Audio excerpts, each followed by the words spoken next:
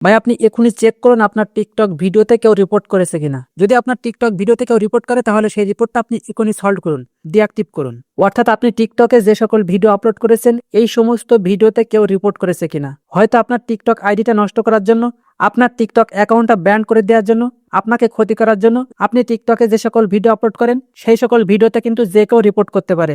আর যদি আপনার টিকটক ভিডিওতে অনেক রিপোর্ট পড়ে তাহলে কিন্তু আপনার টিকটক অ্যাকাউন্টটা নষ্ট হয়ে যাবে, আপনার টিকটক অ্যাকাউন্টটা ব্যান্ড হয়ে যাবে। তো আপনি কিভাবে চেক করবেন আপনার টিকটক ভিডিওতে আপনার টিকটক অ্যাকাউন্টে কেউ রিপোর্ট করেছে কিনা। তো আপনার টিকটক অ্যাকাউন্টে কেউ রিপোর্ট করেছে কিনা সেটা আপনি কিভাবে দেখবেন। যদি আপনার টিকটক অ্যাকাউন্টে টিকটক ভিডিওতে কেউ রিপোর্ট করে তাহলে সেই রিপোর্টটা আপনি কিভাবে সলভ করবেন, ডিঅ্যাক্টিভ করবেন, আজকের ভিডিওতে আমি সেটাই দেখাবো। ভিডিওটা কিন্তু অনেক গুরুত্বপূর্ণ। যদি আপনি ফেসবুক থেকে ভিডিওটা দেখেন তাহলে অবশ্যই শেয়ার করে আপনার কাছে রাখুন, নয়তো আপনি ভিডিওটা নাও পেতে পারেন। আর ইউটিউব থেকে দেখলে অবশ্যই চ্যানেলটাকে সাবস্ক্রাইব করে রাখবেন পরবর্তী ভিডিও পাওয়ার জন্য। তো চলুন দেখিয়ে দিই। এর জন্য আপনার ফোনের টিকটক অ্যাপ্লিকেশনটা ওপেন করে নেবেন।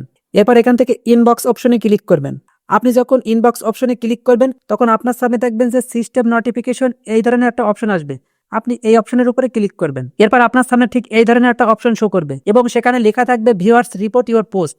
আপনি ঠিক এইখানে ক্লিক করবেন। এখন আমার এই সকল ভিডিওতে কিন্তু কেউ রিপোর্ট করেছে, তো সেই রিপোর্টগুলো কিন্তু আমি অলরেডি সলভ করে ফেলেছি। এই সমস্ত ভিডিওতে যে রিপোর্টগুলো এসেছিল সেগুলো কিন্তু সব আমি ডিঅ্যাক্টিভ করে ফেলেছি। তো আপনার যে ভিডিওতে কেউ রিপোর্ট করবে সেই ভিডিওটা আপনি উপরে দেখতে পারবেন।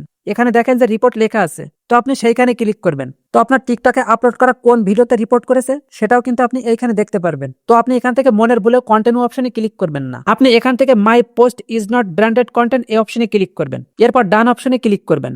ক্লিক করার সাথে সাথে আপনার টিকটকে আপলোড করা যে ভিডিওতে রিপোর্ট করা হয়েছিল সেই রিপোর্টটা কিন্তু সলভ হয়ে যাবে, সেই রিপোর্টটা ডিঅ্যাক্টিভ হয়ে যাবে।